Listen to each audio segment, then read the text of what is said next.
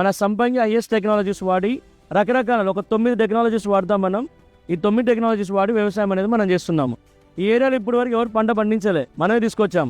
అంటే అసలు ఖర్జూర అంటేనే మనకు తెలియదు నెంబర్ 1. అలాంటి ఖర్జూరాన్ని మనం తీసుకొచ్చాము. ఈ భూమి ఎవరు కూడా ఇక్కడ పంట పండించలేదు. ఇలాంటి పైన టాప్ సాయిల్స్ అంటే కొండ పైన కూడా మన పంట పండించి మంచి దిగుబడి తీస్తున్నాము. లాస్ట్ ఇయర్ మనము దగ్గర ఒక 20 టన్నులు అంటే 20 టన్నుల పప్పులు మనం కల్టివేట్ చేస్తాం ఇక్కడ. సో అంటే మనం ఏంటి, మనం అనుకుంటే మనకున్న టెక్నాలజీని రైట్ వేలో వాడుకుంటే ఎలాంటి నేలపైన సరే వ్యవసాయం చేయొచ్చు అనేది మా టార్గెట్.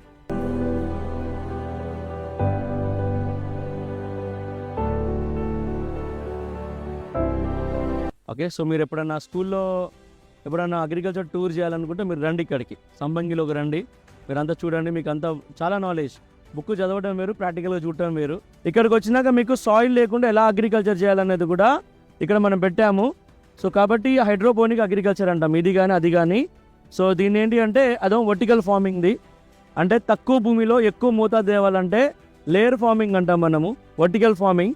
ఇది వచ్చేసి హైడ్రోపోనిక్, అంటే సాయిల్ లేకుండా వాటర్ని వాడుకొని ఎలా చేయాలన్నది హైడ్రోపోనిక్ ఫార్మింగ్ అంటాం దీన్ని.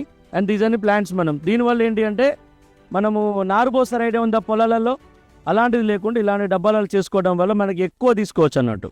అంటే డెత్ రేషియో తగ్గింది, అంటే చనిపోయే రేషియో ఉంటుంది కదా మొక్కలు. మనం విత్తనాలు వేసినాక నారు పోసినాక కొన్ని బతుకుతాయి, కొన్ని చనిపోతాయి. అలాంటివి లేకుండా ఇలా చేసుకోవడం వల్ల ఎక్కువ సక్సెస్ రేషియో తీయవచ్చు అన్నట్టు వీటి నుంచి. ఇవన్నీ కూడా ఆల్రెడీ సీడ్స్ పెట్టి చేసినాయి అన్నట్టు.